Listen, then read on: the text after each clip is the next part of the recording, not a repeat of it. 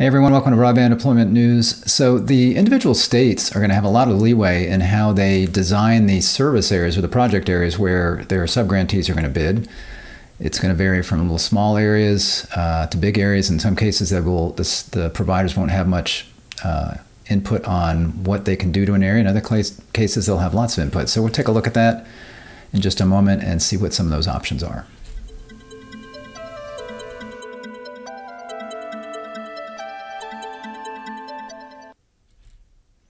Thanks for joining me. Rick Husey here with Broadband Deployment News. So I wanted to take a look at this article here. So this is in Telecompetitor. BEAD project area possibilities. Rules vary by a lot from state to state. Not by lots, but by a lot. So there's several different things they can do here, and it's really going to be interesting as the service providers in the state bid against other service providers, and also especially those that are bidding in multiple states, because they're going to vary from state to state. In some cases, could be two states next to each other that they provide service in both, or they want to bid, or they want to provide service in both, and the rules are going to be a little bit different. So it's going to be challenging, but the states are doing a good job, I think, of outlining things. And this article mentions some things here, and then it's based, a lot of this information is coming from a webinar that I found really very educational that I linked to as well. So I linked to this article, I linked to the webinar that the article is referring to, or getting the information from, that I think would help you here. So you see, those are hexagons, so six-sided shapes that have 200 meter wide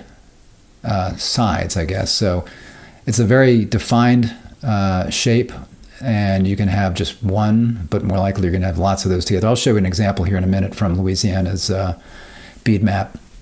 It can have census tract block group or block. So that's obviously government information. A census tract is the large area. Then within a census tract, you've got a number of census block groups, and then those census block groups are made of census blocks. So the census block is the smallest area out of that census tract group and block thing. And obviously, again, the smaller the area, the easier it is for a service provider to go ahead and decide, well, these are the areas that we want to participate in, and these others we don't. City, obviously a city could be a large area, smaller city. County. Counties are tough. Counties are big areas. That's one of the reasons we have so many, I think, underserved areas, is because cities, you've got enough density in a city or a town where you can have an internet service provider come in, deploy the broadband, and there's enough density of subscribers in that area to be able to make a case economically to do that. Whereas you get in the outer areas outside that city, in the counties, where it could be farmland or it could just be very rural, you have far fewer customers. Sometimes it's low income, depending on the area. It could be, again, very rural, low income. So it's harder to get enough subscribers to get the return on investment for the infrastructure that you put in there. So counties are difficult. That's why with counties, what's been successful is working with electric membership co-ops, rural electric cooperatives, because they're rural electrics, right? And they're cooperatives, so they're kind of owned by the people that get power from those entities, and they can deploy broadband as well. They already have a customer relationship with everybody in the county.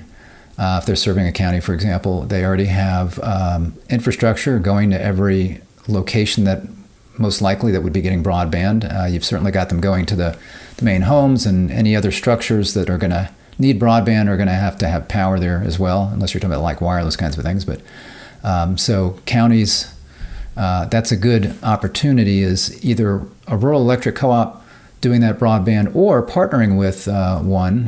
We've got there are some phone companies like Windstream's doing a lot of those partnerships, where they partnership with some electric co-ops. So that's a good way to cover those areas, and that's being done right now. But from the perspective of having it as being a group, or not a group, but an area that you've got to cover with BEAD funding, that's going to be difficult, again, unless you get one of these entities to step up and want to do that. The ones that have a co-op that can cover that area. School districts, objective-driven clusters of locations established by the state with a specific goal in mind. So they may look at several different areas and go, you know what, and this is how I would think I would do it in some areas. I would say, well, this area, a lot of people are going to want to bid on this. This is prime area. It's some of the best areas if you're going to get a return on investment. These areas out here, not so great. It's going to be more expensive. Well, if you let the service providers just pick the areas, they're all going to pick that one, and they're all going to maybe not pick the one that's not as attractive. If you can kind of bundle those together in some areas where you've got some good and some not so good together, that can maybe help you get some bids that are going to cover all of the areas in your state, regardless of how attractive it is. Custom geography is defined by the applicants. The applicants just come in and they decide, okay, we like this area, we don't like this area.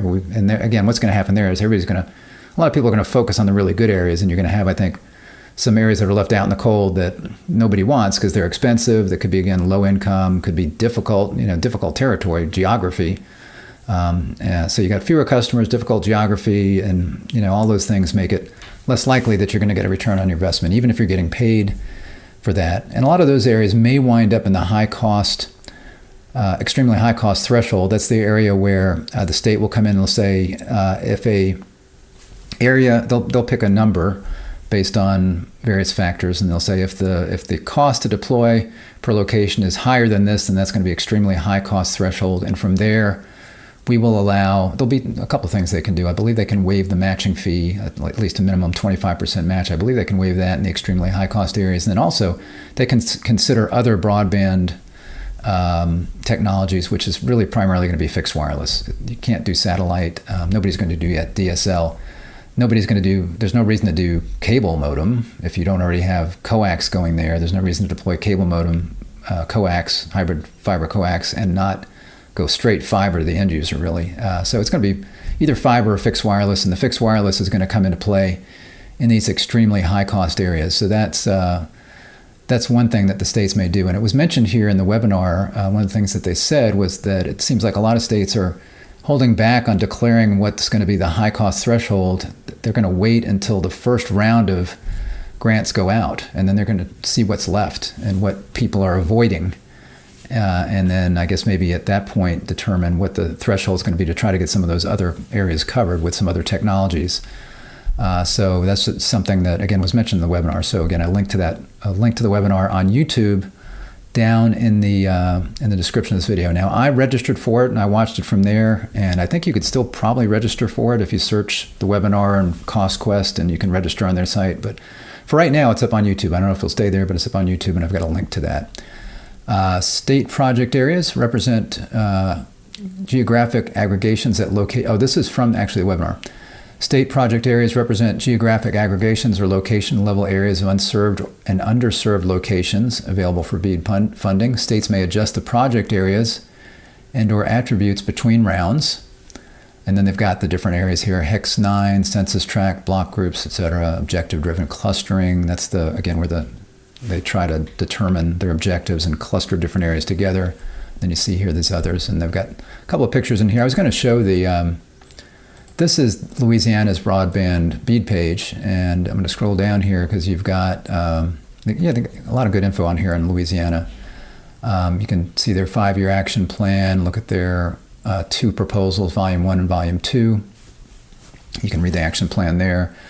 You can check BEAD availability or eligibility, download the challenge results. They've got their challenge FAQs.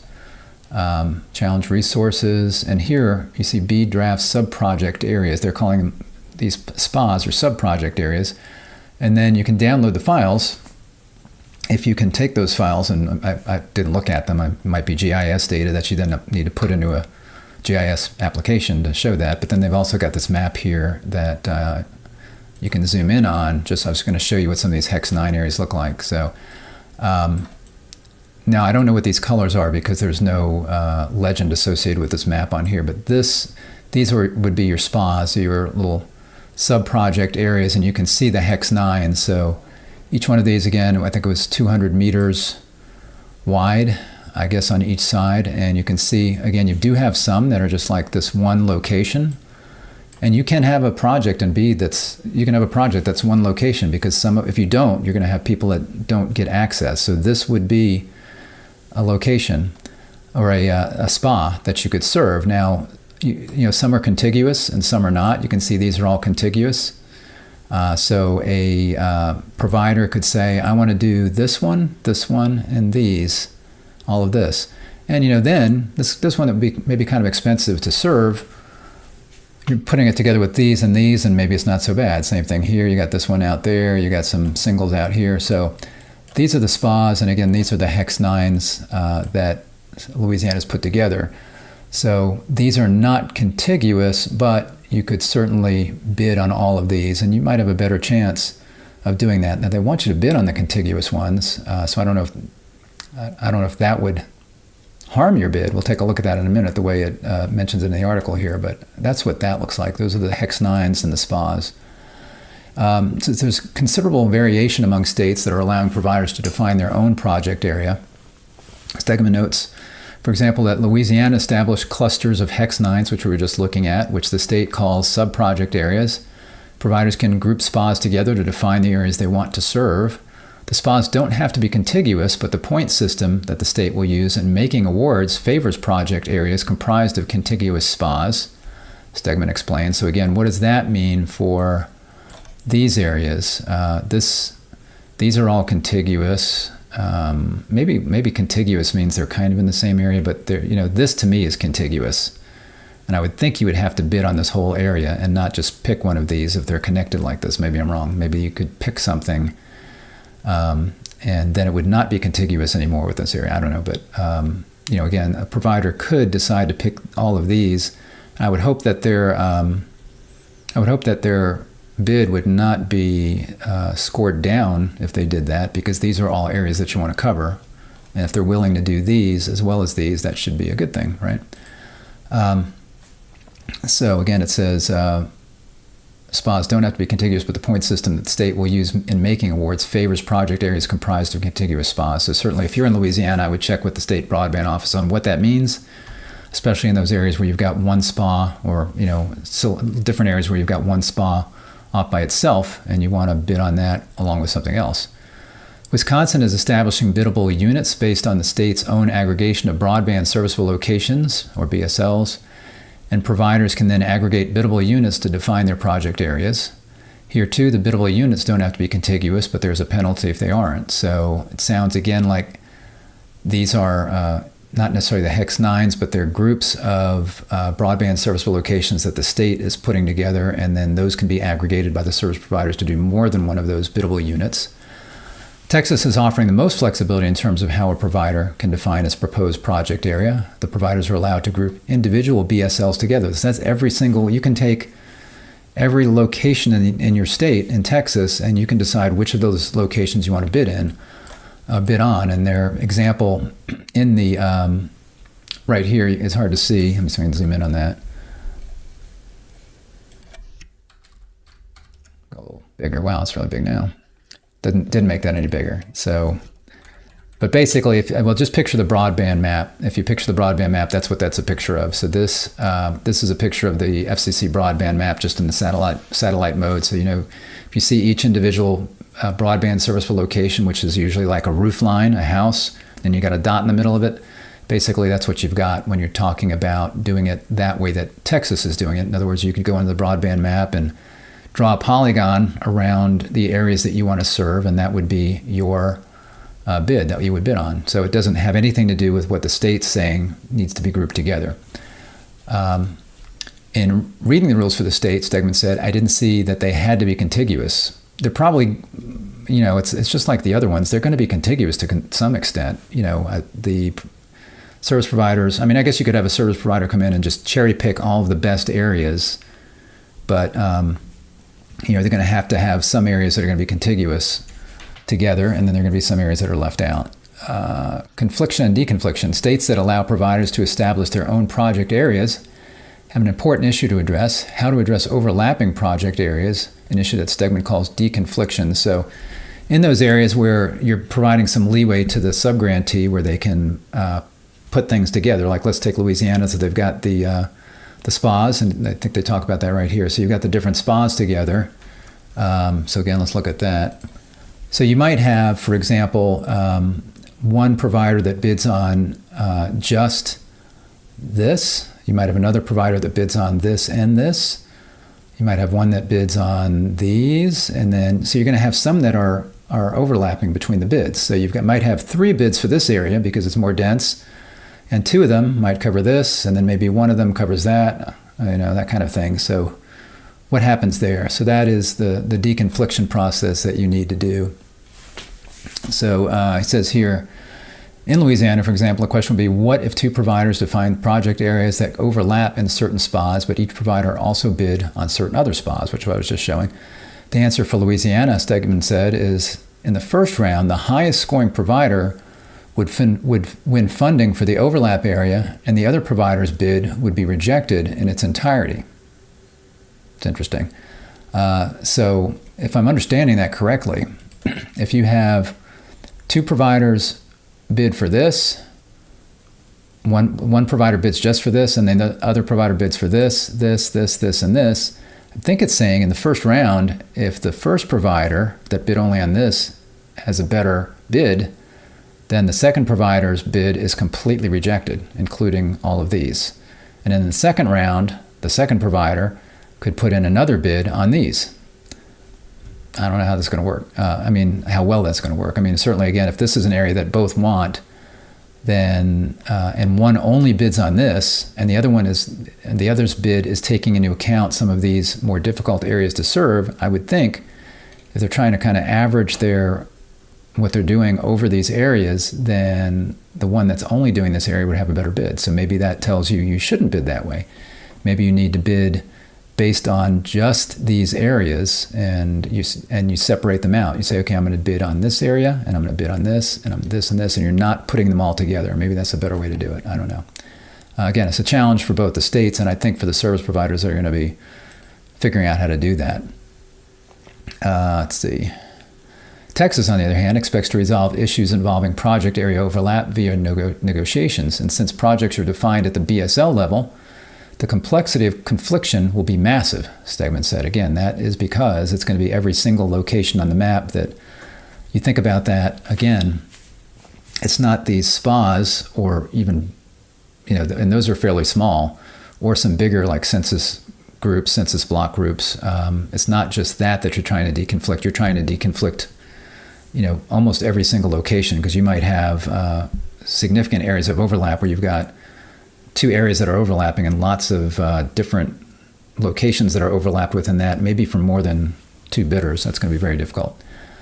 It will be interesting to see how the various options will work out for the states, an area that telecompetitor looks forward to covering in the future. So again, this is pretty interesting that how that's going to be. Again, I thought this was a really good webinar. You can, as I mentioned, you can link to it, or you can find it here. I've got it linked in the description of this video, so you can go ahead and watch it at least now while it's up there. I don't know if they'll put it behind a gate later, where again you have to register for it, but it is available now if you check that out. Again, find that interesting, and all that's coming down the road. So right now the states are in the process of, some of them are, getting the challenge process done.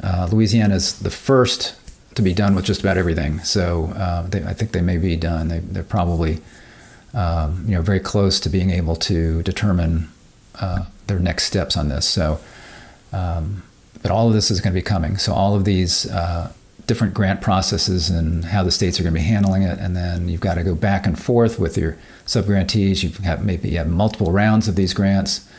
So it's going to be a while, but it's all going to be handled differently based on these areas. There's going to be different rules, but these areas are going to make a big difference in how these are handled state by state. So again, if you're an internet service provider, probably the first thing or best thing you can do, if you haven't already, hopefully you have, is be in contact with the state broadband offices where you're going to be bidding, and find out, get as much information as you can about how they're doing this, what the rules are, how they're going to be laying out the areas, the scoring, those kinds of things. You can check out their proposals. Both the Volume 1 and Volume 2 proposals are up on the NTIA site. I'll go ahead and link after this. I'll link to a page where you can go download all that information, or get information about where the states are and what they've put in so far. So, again, you want to get as much information as possible right now, because once the states are ready to start letting folks bid, you want to be on top of that and know all the rules, know the types of areas you can bid, how they're going to be scored, how they're going to be aggregated, those kinds of things. So make sure you get that done. Thanks for watching. If you found this helpful, if you give me a like on the video, subscribe to our channel, click the subscribe button, ring the bell to be notified when I'm live, and I will see you next time. Bye-bye.